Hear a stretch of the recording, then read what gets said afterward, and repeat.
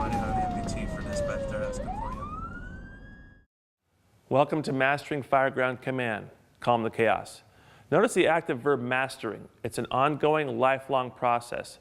We never reach total mastery since there are too many dynamics on the fireground, but we can continually practice mastering throughout our career. Notice the subtitle is Calm the Chaos.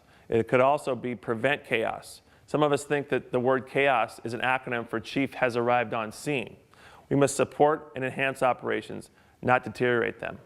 Let's talk next about the scope of this video series. This video focuses on the use of the Incident Command System, or ICS, for structural firefighting and how to organize strategy and tactics to produce safe, effective, and efficient operations consistently. It's very important to note that the scope of this video is primarily at the command, strategic, and tactical level.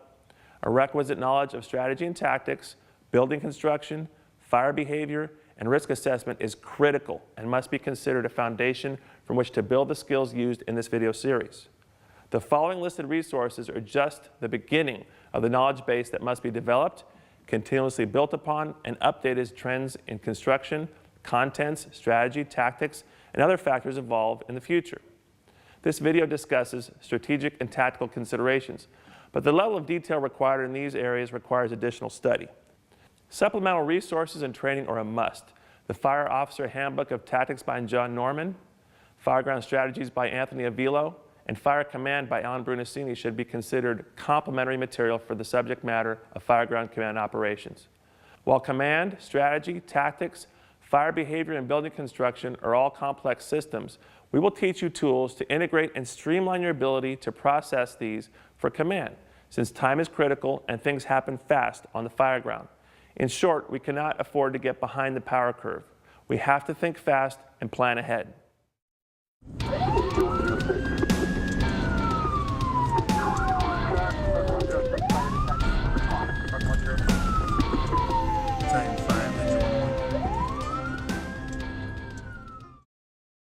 Let's talk about the learning objectives for this 3-video series. First, we want to increase the knowledge of the NIOSH top 5 line of duty death causes. NIOSH is the National Institute of Occupational Safety and Health, and they keep statistics on what's killing our firefighters. We need to go way beyond the pie charts and look at what's operationally killing us. Second, we need to understand the operational triangle and the need for competency in all 3 areas of that triangle. Third, we need to improve command skills for structure fires in residential, multifamily, apartment, commercial, big box, and strip malls. Fourth, improve the knowledge and application of the Incident Command System for structural firefighting. Fifth, improve knowledge of structure fire strategy and tactics, thereby impacting the ability to command in a safe, effective, and efficient manner.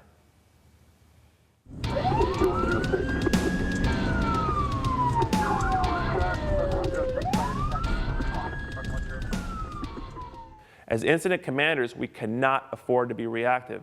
We must be proactive. When everyone is ramping down, we must still stand vigil over our troops and look for the unexpected. Look at the last 10 years. Most firefighter training is reactive, focusing on what we do after a firefighter is down. 2 out and RIC have become the fad of the first decade of the new millennium, and with good reason.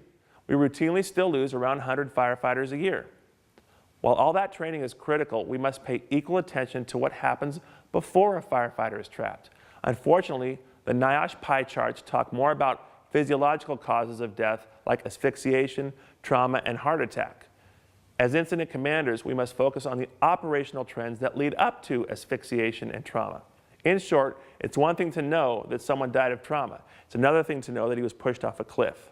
A re-examination of the NIOSH line of duty death reports shows us that the top 5 operational causes of line of duty death all surround command. The first one is improper risk assessment, or poor size up. Next is lack of command, lack of accountability, inadequate communications, and finally, lack of SOPs or failure to follow your standard operating procedures. For the purposes of this video series, we're going to refer to the NIOSH 5 operational killers on the fireground as the NIOSH 5. By impacting these proactively, training on command, and setting up an incident command system that takes into account the NIOSH 5, we can reduce the incidence of firefighter injuries, firefighters in trouble, and ultimately the number of firefighter deaths. This proactive approach will yield more safe, effective, efficient, and consistent operations, and truly calm the chaos.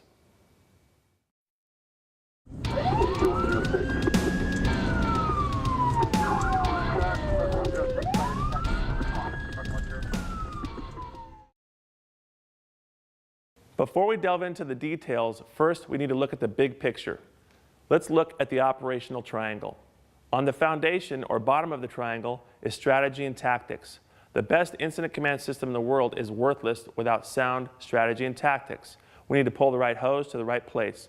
We need to know building construction. We need to ventilate, and we need to search aggressively among all the other things that happen on the fire ground. So that's first. Next is standard operating procedures or guidelines. We need to have a playbook. We need to know before we have an incident how things should go and have a starting point. Third is the incident command system. Without a system in place, everyone reports to the incident commander and things get disorganized. By keeping the operational triangle in the back of your mind, you can now have operational core values: safe, effective, efficient, and consistent operations all the time.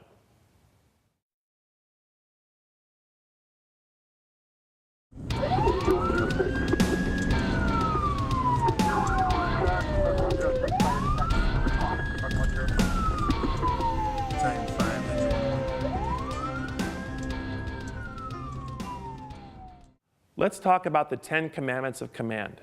Number 1, know the enemy. The enemy wants to kill you and your troops. Fire has changed over the past 20 years. We used to have organic materials and fuels inside of homes and businesses. Now, as we all know, synthetic fuels are being used on a daily basis. Low-mass synthetics burn hotter, and the contents of a room flash over much quicker than they used to. The fires are burning much hotter, and the fuel load in these buildings is much greater than it once was. That means that as incident commanders, we need to realize that the building could collapse much sooner than in the past. We need to set up safety and accountability very early on the fire ground. Number 2, know the battlefield. Building construction has changed significantly in the past 20 years. Routinely, we see lightweight construction popping up all over America. Lightweight construction is a killer. Dual and triple pane windows and insulation add to the problem because flashover occurs sooner.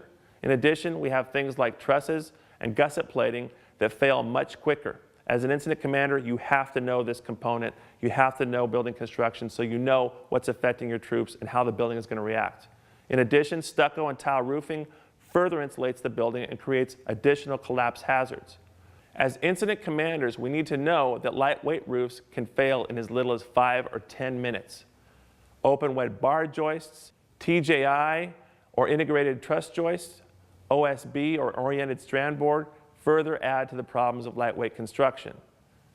Conventional construction, on the other hand, is our friend.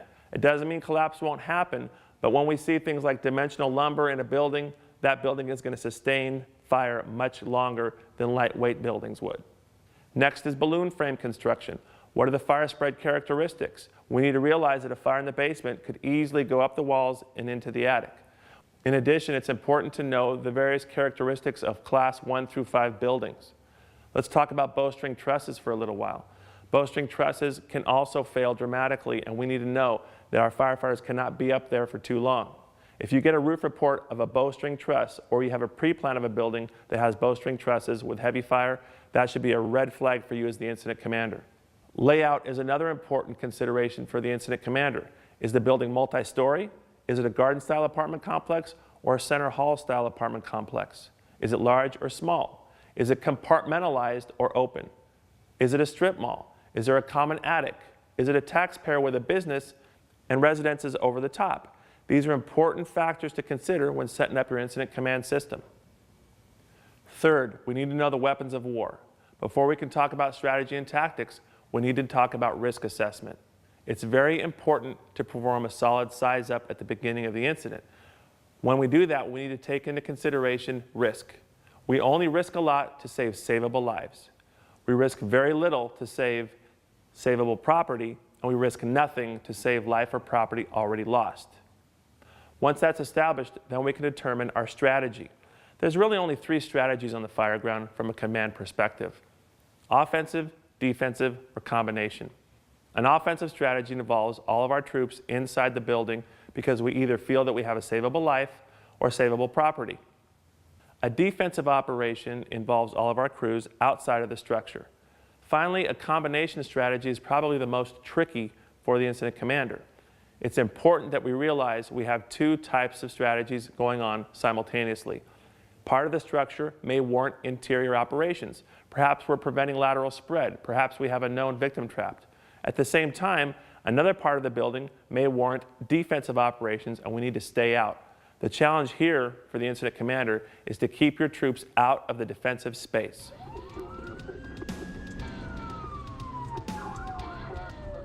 We've developed an acronym to help you walk through the tactical operations on the fire ground. The acronym is SAW CSS RECIO VSS. Let's walk through it together. Now, it's important to note that any tactical worksheet does not take the place of a thinking incident commander who's got sound experience and a good knowledge of tactics and strategy. This is not checkbox firefighting. This is simply a tool to walk us through the process of utilizing good tactics on the fire ground. Before we talk about tactics, we need to talk about size up. It's critical. Remember, the #1 killer on the fire ground is inadequate risk assessment or poor size up. Typically, we think of size up as being a verbal process. We arrive and give a radio report. We often call that our size up. Did you hear that size up on the radio? Hey, I arrived and gave a size up on the radio. That is not accurate. Size up is a mental process that starts well before the incident and continues throughout the incident. Conversely, an arrival report is what we do on the radio when we first arrive.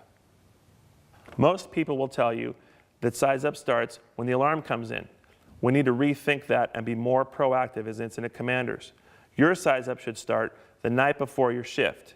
Then you can look at weather and if your normal crews are on duty the next day. In addition, you can consider if companies are going to be out of service or have a delayed response due to training that's scheduled. A great tool for size up once the alarm comes in is the FPOD-P system by Lloyd Lehman. It's been around for 60 years. FPOD-P stands for the following. Facts. What do I know I have for sure? For example, a one-story house with a working fire in the rear.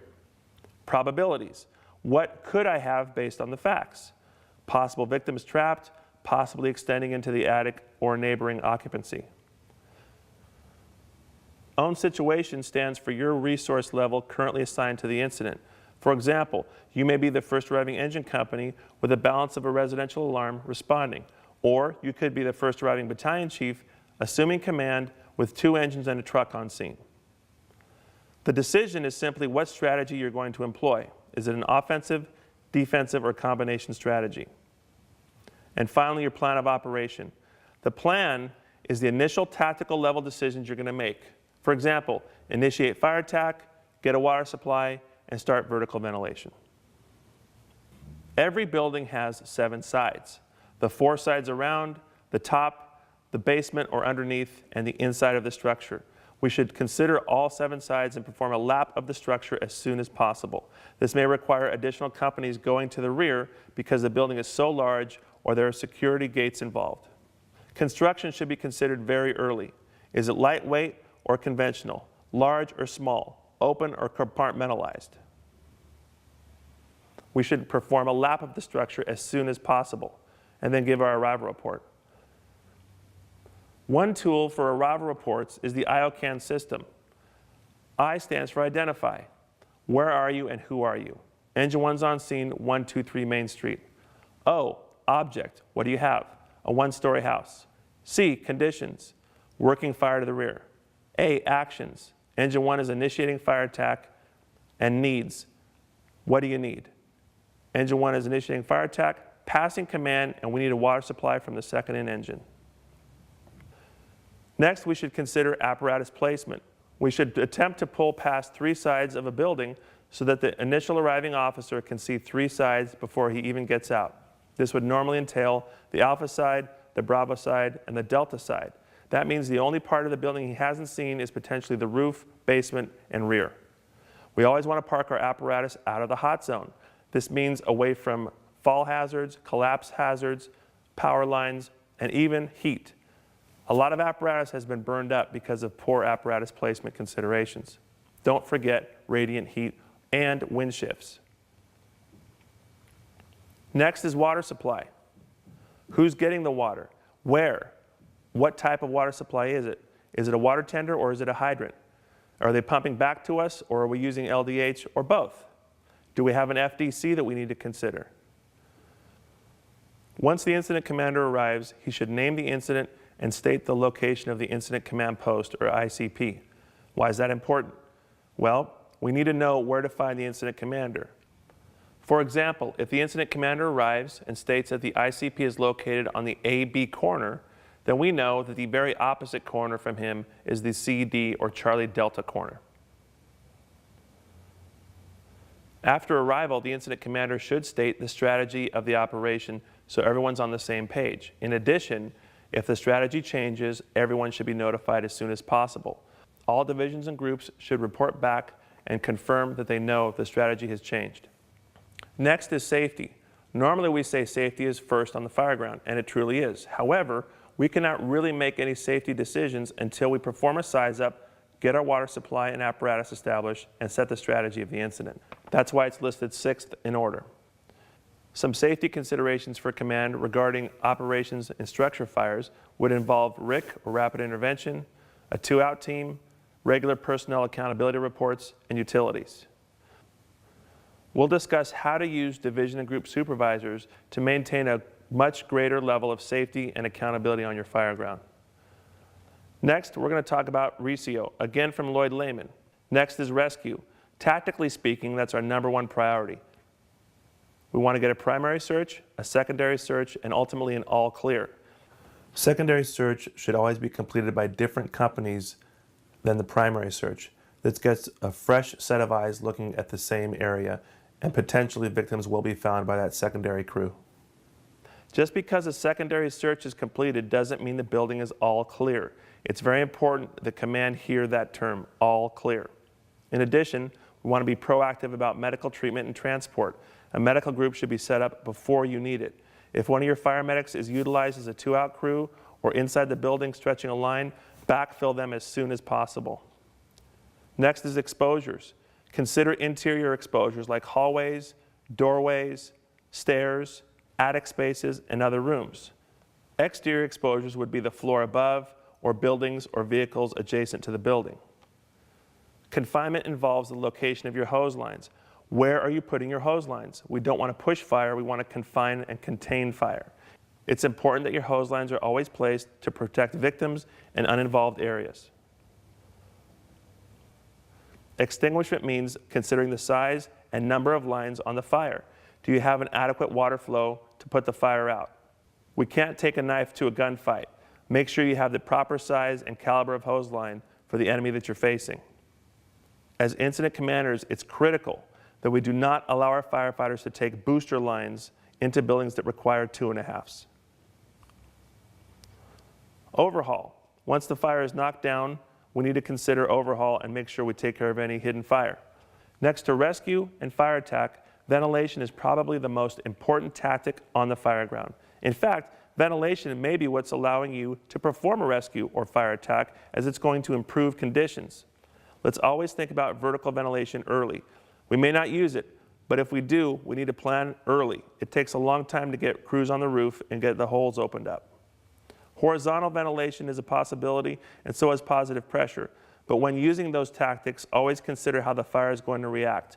Many firefighters have been burned or even killed using positive pressure ventilation. Please know how to do it before you use it. Once we have a knockdown on the fire and an all clear, consider salvage. That doesn't preclude you from doing salvage operations before you have a knockdown, because you might be able to save some contents for the owner. Also consider contacting the RP as soon as possible. To support your incident, you need to plan ahead. Things like law enforcement, investigators, public information officers, additional safety officers, the Red Cross, utility companies, board-up crews, rehab, air units, and hazardous materials units may come in handy. Don't call them after you need them, call them before you need them. The 4th commandment in the 10 commandments for incident commanders is to perform a thorough ongoing size-up. Now, we mentioned size-up before, but it's its own commandment because it's very critical. Again, it starts the night before your shift. Think of those crews. Who's going to be working the next day? Think of the weather. Do a forecast or find out on the internet what's going on. What day of the week? Is it a holiday? Is there going to be extra traffic? Are there special events? Are there training or closures that are going to prevent you from getting your companies as soon as possible? Then there's the command size up. Again, the FPOD-P system. Your facts, probabilities, own situation, decision, and plan of operation. Size up must be ongoing. It's not just once at the beginning, it's throughout the incident. It's critical to use division and group supervisors at the tactical level to accomplish your size up. One incident commander out in front of the building is not enough to perform an ongoing comprehensive size up. The fifth commandment is to stay ahead of the power curve. Stay ahead of what's going on. Plan, forecast. What's the fire going to do in the next 3, 5, 10, 20, 30, 45 minutes, and 1 hour? What's the path and direction of the extension of the fire? What's the building going to do in the next 3 to 5 minutes, 10, 20, and 30 minutes? When it comes to resources, consider reflex time. How long is it going to take that second and third alarm to respond? Remember, a second and third alarm is going to take much longer than that first alarm, so call them early. What's the reflex time for orders? If I ask for a 2.5 to the Charlie division in the rear of the building, how long is that going to take? 3, 5, 10 minutes? What is the reflex time for the actual operation to improve? What's the resource time for specialty units? Maybe I have only one USAR unit, but I need to call them early because they're 20 or 30 minutes away. Order your resources before you need them. Consider rotation of crews, especially if there's inclement weather, high degrees of heat. Think about how many crews will be needed to replace those currently working. The sixth commandment is to communicate in a calm, clear, and confident fashion. Be the rock. You should sound the same on a car fire as you would on a high-rise. Remain calm. Keep the chaos at a minimum. The seventh commandment, give clear objectives. Make sure your crews understand what's expected of them. Give your objectives early to your tactical level supervisors. Close the loop. Get CAN reports on a regular basis and make sure that the operation is going the way you want it to. Number 8, establish groups and divisions early. Don't wait to be overwhelmed with your span of control before you decide to set up a Division C or a Division A. This gets your eyes and ears set up. By having multiple division and group supervisors on your incident, you'll have more feedback and a much lower span of control to enjoy. This improves accountability. Every time you set up a group or division, you have someone there as the safety officer. They actually have a hands-on, eyes-on accountability of the crews going into the building and when they come out. This enhances communication as well. Tactical channels are not overloaded by 3, 4, 5, and 10 companies trying to talk to one incident commander. You may have 2 or 3 divisions talking to their crews face-to-face, but you're only talking to 2 or 3 division or group supervisors over the tactical channel. Commandment number 9, have a plan B and a plan C. Be ready to switch to an alternative strategy. For example, going defensive. That would be plan B. But you also need to think about plan C. Think the unthinkable. Evacuation, collapse, or heaven forbid a firefighter down. You should have a medic ready and the appropriate level rapid intervention team standing by. And the last and 10th commandment, have the guts to say no. Live to fight another day. You might have to say no to your crews that want to stay inside, or you might have to say no to bystanders that don't know any better.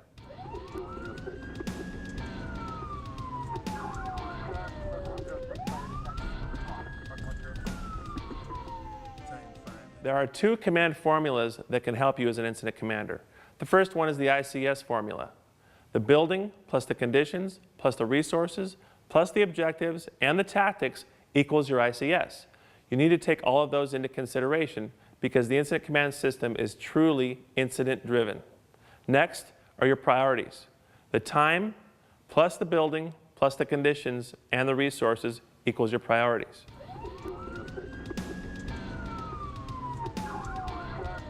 First, let's talk about the ICS formula. The building.